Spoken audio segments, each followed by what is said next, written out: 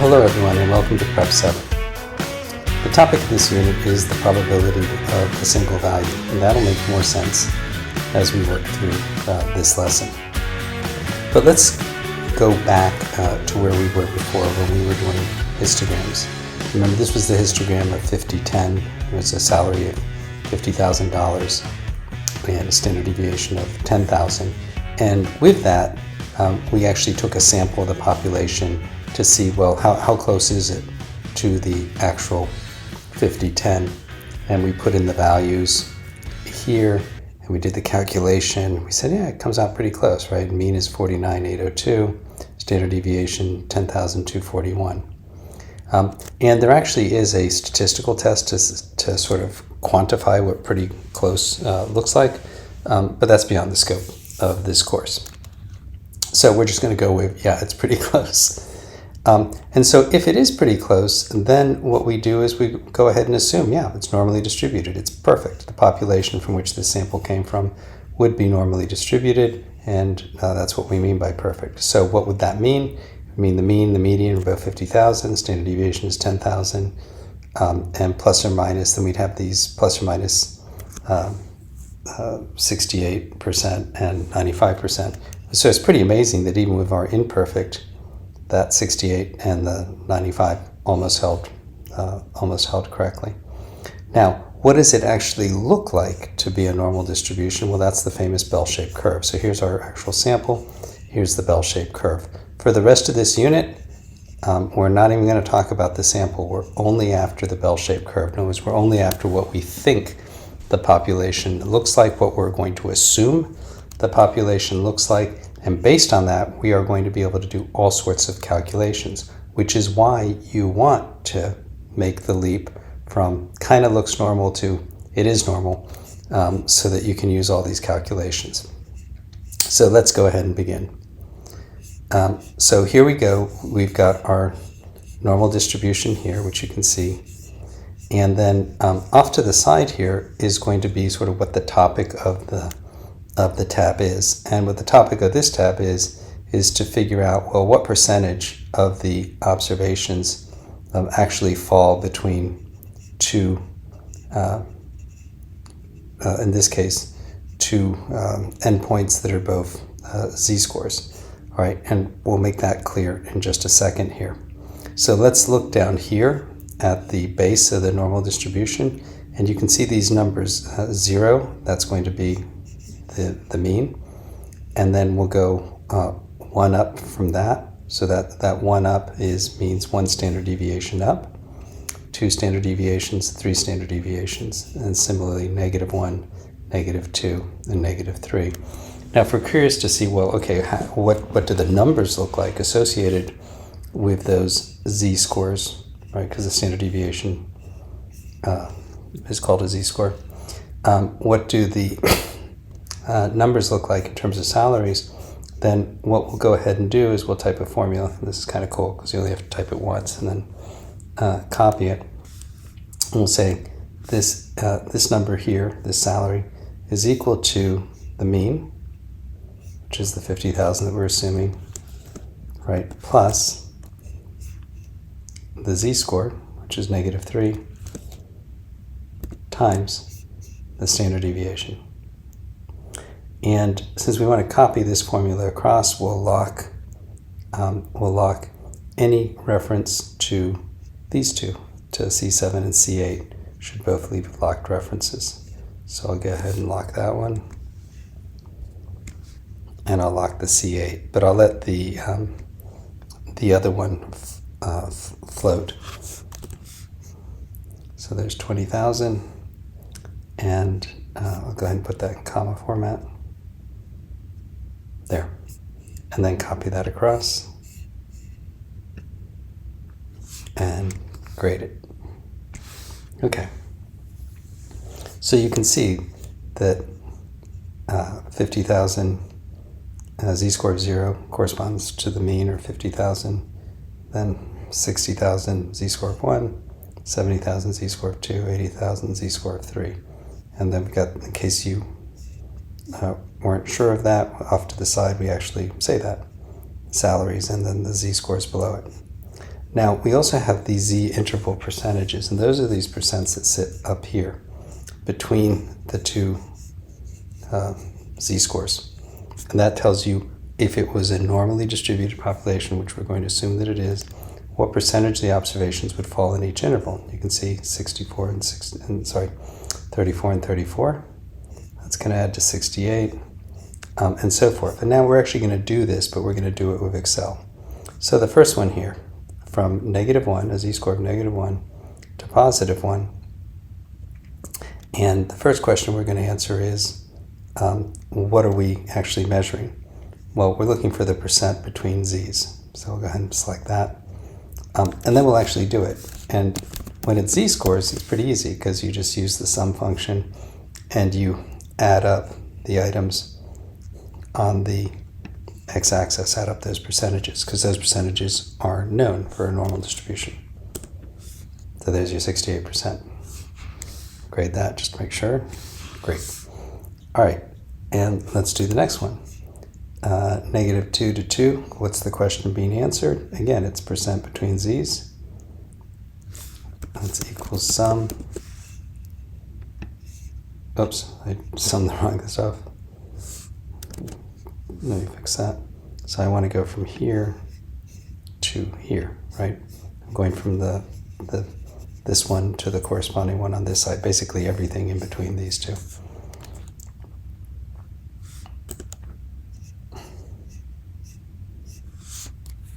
Oh, I somehow messed up. Let's try that again. Equals sum. There we go. Okay, that's 95%. I'll grade that. And then finally, for the last one, what kind of question is being answered? It's again percent between the z's. Now, if you weren't sure which question is being answered, just look at the tab. The tab will tell you how to answer which question is being answered for each of these. Percent between z's. And that is going to be equal to sum. It's going to go from here all the way to there. And so that's kind of cool. And so this actually tells you 1 standard deviation, 68% of your observations, 2 standard deviations either side of the mean, 95%. Those are the numbers that we were working with before. And then 3 standard deviations, which we didn't really touch, gives you 99%. Okay, and we get all of that because we're assuming it's a normal distribution. All right, let's look at a few other cases now. So that's between z's. How about just less than z? All right, so for each of these are now gas prices, not salaries. So a mean of 450 and a standard deviation of 50 cents. And we'll go ahead and say, and calculate each of these. In other words, we want the percent to the left of the z, where the z is like 0, 1, 2, 3, or -1, -2, -3. So let's go ahead and try it. We'll start here with the 1. Why not? All right, so first of all, what question is being answered? It's going to be percent less than that z, that 1. And to get it, we'll use the sum again, summing along the percentages that we have here on the x-axis, but this time we'll go all the way to the end because it's everything to the left, everything under the curve all the way to the left. So that's 84%. Grade it just to make sure. Good. All right. And so same thing with this one. Question's being answered. And then equals sum.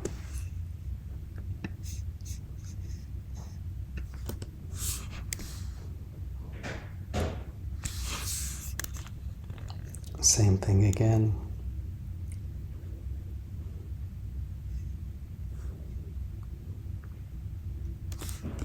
Sum.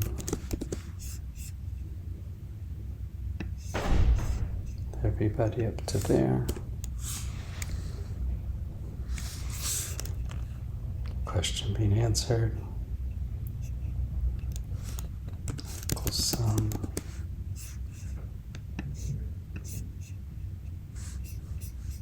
Try that again.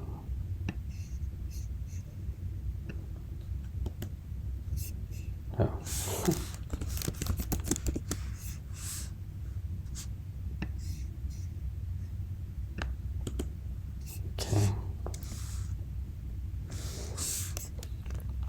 and so forth. In fact, I'll just let you fill in the next few because it kind of gets repetitive here on the video. And then down here, you're going to do exactly what you did on the previous slide, which was, or previous tab, which was to go ahead and say, well, this is going to equal the mean plus this value, the z-score, times the standard deviation, and then make sure that everything referencing these two assumptions is locked. That assumption is locked, and this one's locked also. And then carry it across and grade it. And you can see the problem here is supposed to become a format of 2 decimal places because these are gasoline prices. So let's fix that and grade it again. There we go. Okay, so that was percent less than z. Now, what if we were doing percent greater than z?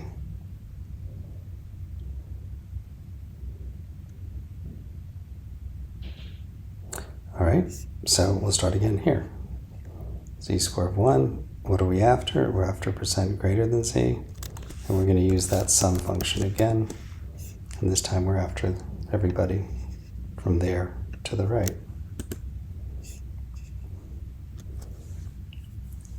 Same thing again, percent greater than z equals sum, everything from that point further to the right.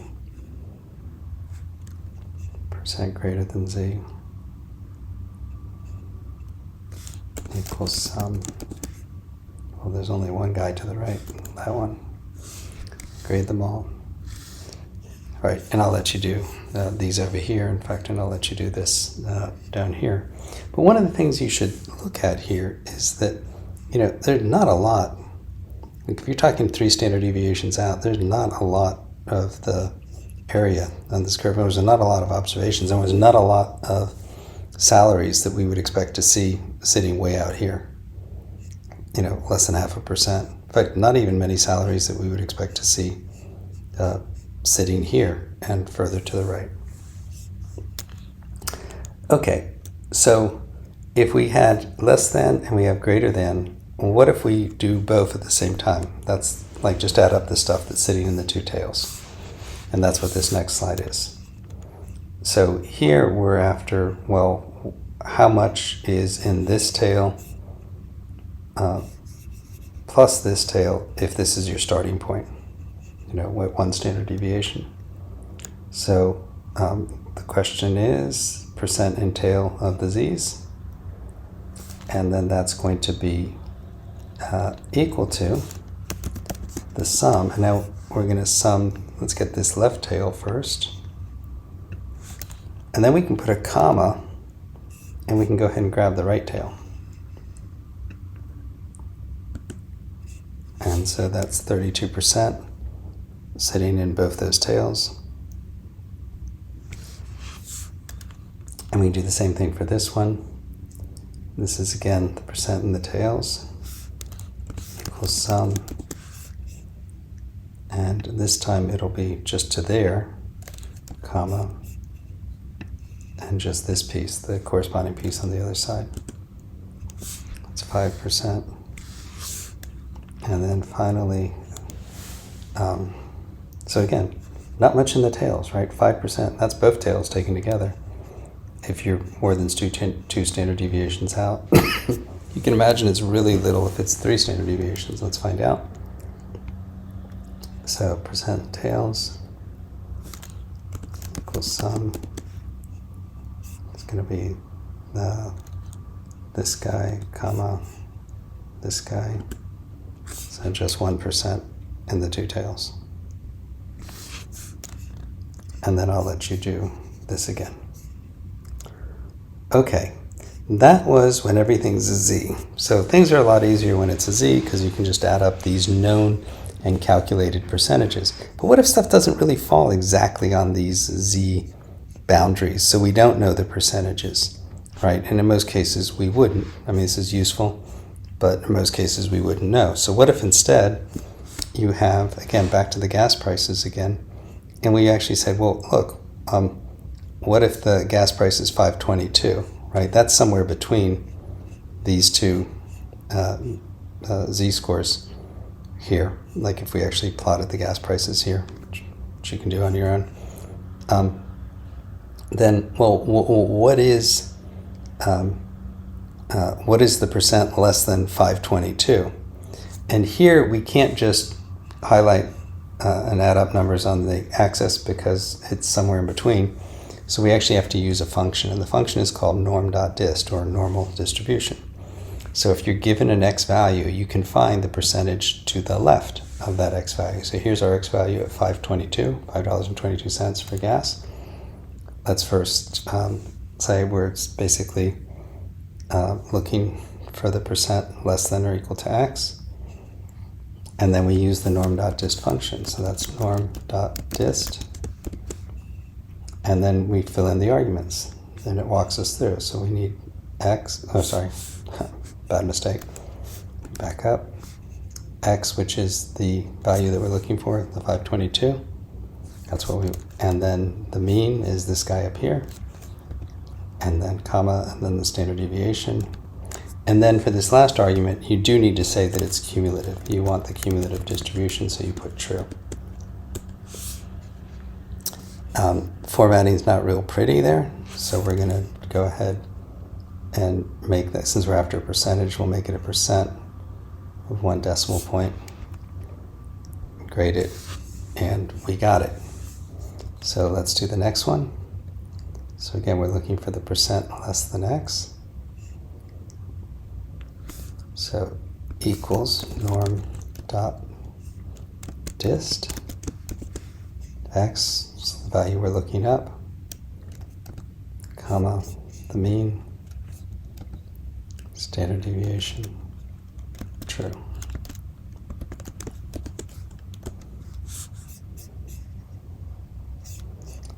And make that percent 1 decimal place. All right, now it's worth pausing to say, well, what does this actually mean in terms of numbers? It means that if you're selling gas at $5.73 a gallon, you're really way up there, right? In terms of price compared to the rest of the nation, which is quite a bit. You know, most of the values are to the left of you. And conversely, if we came over here, say to this 327, the same kind of problem, percent less than or equal to x, that is going to be equals norm.dist. There's the x, there's the mean, standard deviation. Oops, left off the last argument, which is the true.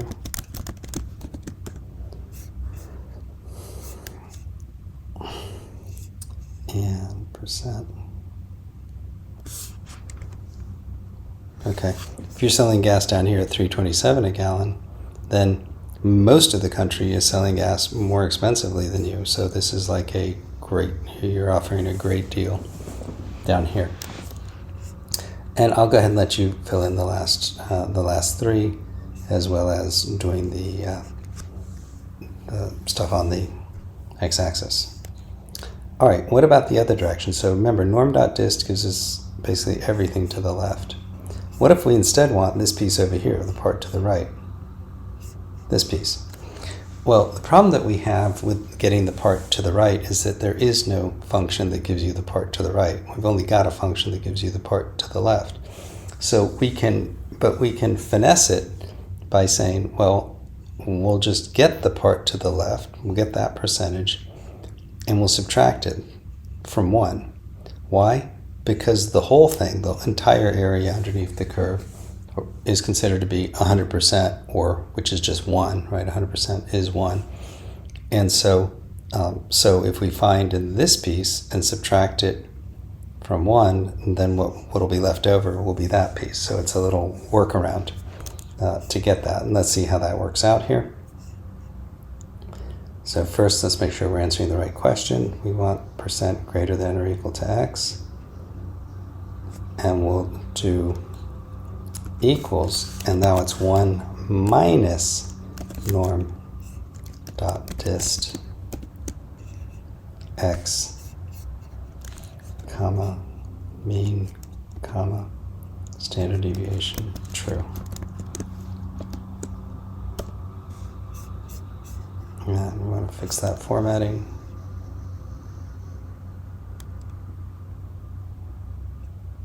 Percent, 1 decimal point. 9. Okay.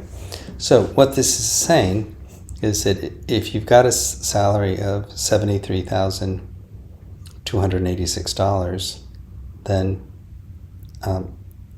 only 1% of other people in the company have a salary higher than you, right? Or another way to think of it is you're like in the 99th percentile, depending on which direction you're looking. All right, let's do one more. Let's do one more. How about this one? Let's say you got a salary of $56,229. How does that compare to everybody else? So we'll do percent greater than or equal to x. That's how many people are ahead of you, or what percentage of the company's employees are ahead of you at 56,000. So that's going to equal 1 minus NORM.DIST x, mean, standard deviation, true. Make that a percent, decimal place. All right, so you're feeling a little bit better about yourself there. And by the way, if this happens and it widens out too much, because those numbers forced it out, you can always scooch it back. Try to save the normal distribution so it doesn't look so messed up.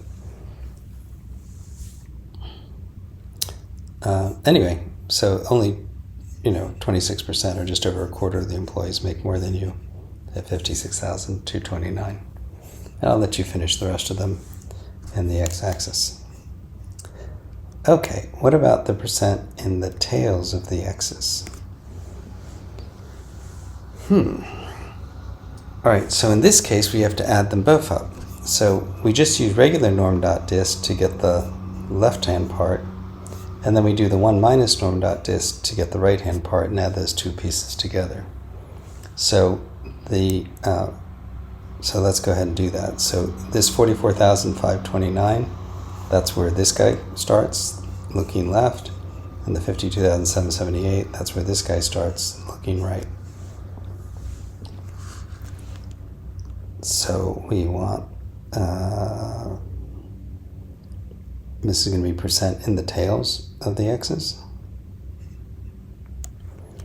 equals NORM.DIST, starting with the littler value, x, comma, mean, comma, standard deviation, true, plus 1 minus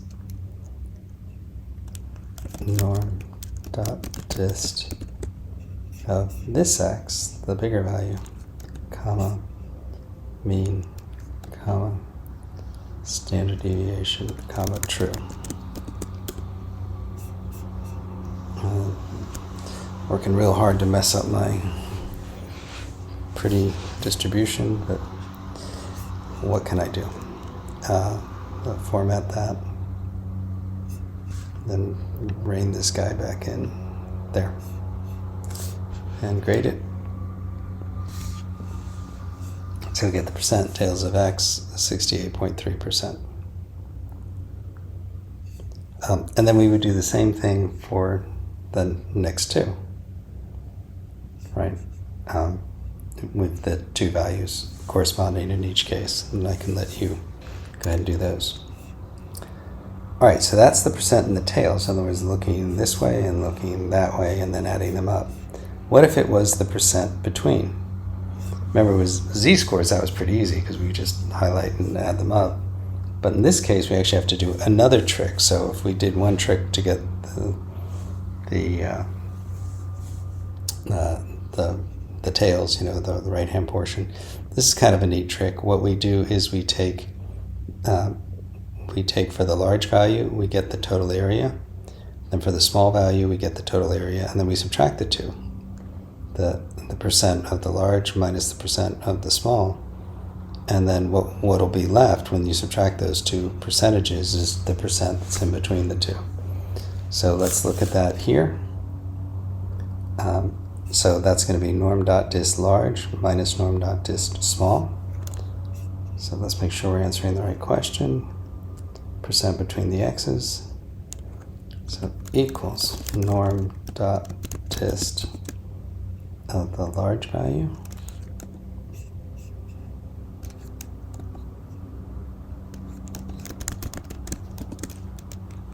minus NORM.DIST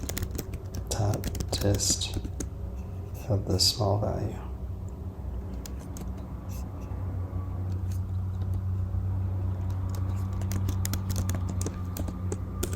Okay. And then we'll make that a percent. And then increase the decimals.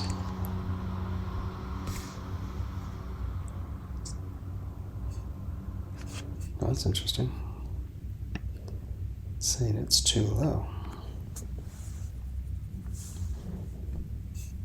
Let's see. So I've got NORM.DIST.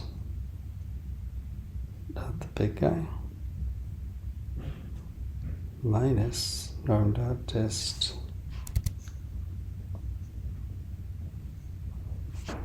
of the little guy. And that looks correct.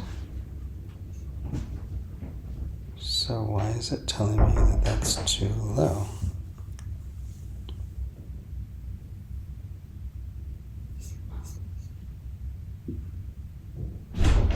Let's try another one.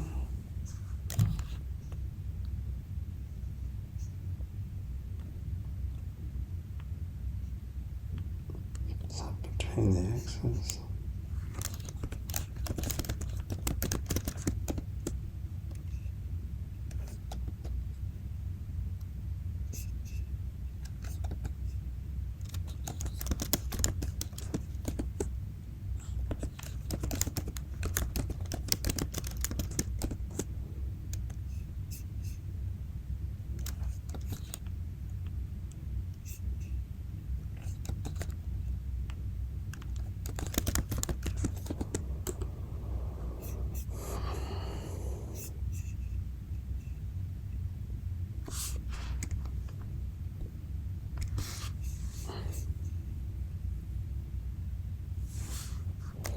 Well, let's try it again.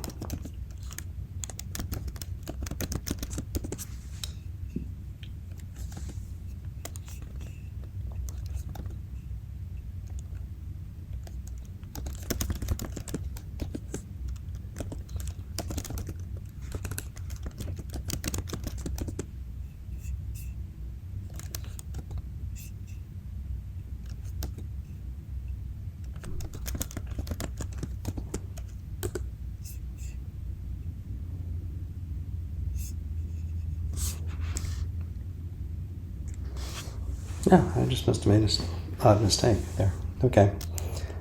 So it does work out. And I'll let you do the last one. But anyway, one way to think about it is, okay, so this is showing that there's quite a bit, 76% between these two. And if we come out even further here, between these two salaries, that's 97.6% of all the employees make between these two salaries here. Okay, that was a close one. Next one is to find, and these last two are kind of interesting because these last two, everything up till now, we've been finding percentages. But now, what if you've given the percentage and you just want to know, well, okay, well, what value would kind of be the cutoff value if you were given the percent? So in this case, find x given a certain percentage. So we'll start with this one here. So that's going to be, let's pick the question. So find x given a percentage. And the function is norm.inverse. So it's the inverse of the normal distribution. So norm.inverse. And now we're given the probability. So it's asking for there's the probability. Still wants the mean and the standard deviation.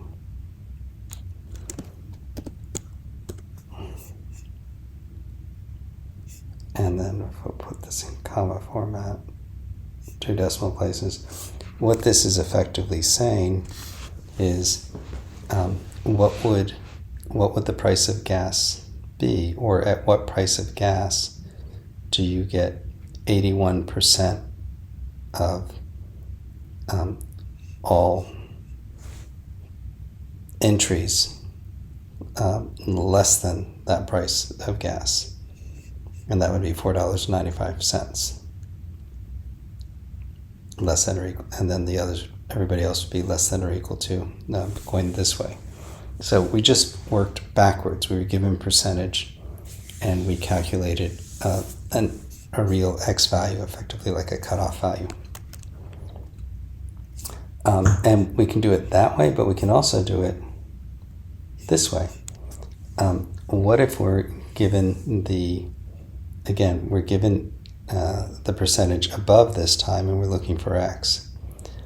So we're still going to use norm.inverse, but we're going to have to do that trick again because there is no special one for the stuff to the right. So we'll say, well, let's just get let's do it for the guy to the left. Well, what's the guy to the left? It's going to be 1 minus this percentage will give us the percentage to the left. Run norm.inverse on that. We'll get the x value. Since that x value is right on the border, it works for the one to the right, also works for the one to the left, so it's going to work out fine. So let's go ahead and pick this one. So x given percent above equals norm.inverse 1 minus this probability, comma, and then the mean, comma, standard deviation,